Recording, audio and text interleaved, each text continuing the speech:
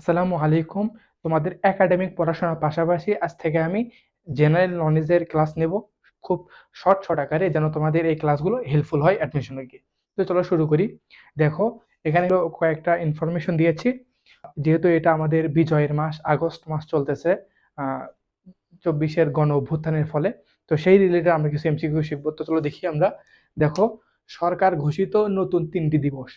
আমাদের এই জুলাই গণ অভ্যুত্থানকে কেন্দ্র করে 3টি নতুন দিবস সরকার ঘোষণা করেছে। তার মধ্যে একটি হচ্ছে 5ই আগস্ট, জুলাই গণ অভ্যুত্থান দিবস, এবং দ্বিতীয় যে নতুন দিবস সেটা হচ্ছে 8ই আগস্ট, নতুন বাংলাদেশ দিবস।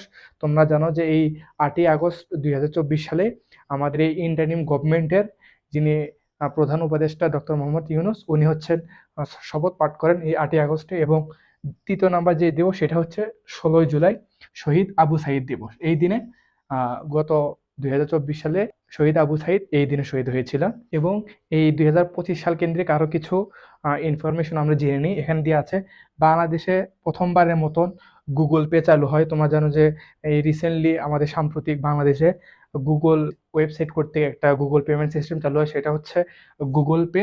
এবং এইটা চালু হওয়ার তারিখ হচ্ছে 24 জুন 2025 সাল। এবং আরেকটা দেখো, সাম্প্রতিক দিকে বিশ্ব প্লাস্টিক দিবস 2025-এর উপপাদ্য বিষয়টা কি ছিল? 2025-এর প্লাস্টিক দিবসের প্রতিপাদ্য বিষয় ছিল প্লাস্টিক দূষণ আর নয়। তোমরা এই রিলেটেড আরেকটা জিকে জেনে নাও। গত 2024-এর 1ই অক্টোবর থেকে বাংলাদেশে প্লাস্টিক ব্যবহার সম্পূর্ণ ক্রয় বিক্রয় সম্পূর্ণ নিষেধ করা হয় বাংলাদেশ এই সরকার কর্তৃক। এটা হচ্ছে 1ই অক্টোবর, 1 অক্টোবর অক্টোবর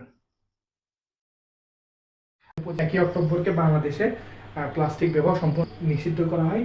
এবং সর্বশেষ তোমাদের জন্য একটি প্রশ্ন, জুলাইয়ের গণ অভ্যুত্থানের প্রথম শহীদ কে ছিল? এটা তোমাদের জন্য প্রশ্ন। তোমরা কমেন্ট বক্সে এই প্রশ্নের অ্যান্সারটা দিবে। তো এই ছিল তোমাদের জন্য শর্ট জিকে ক্লাস। ধন্যবাদ সবাইকে। আসসালামু আলাইকুম।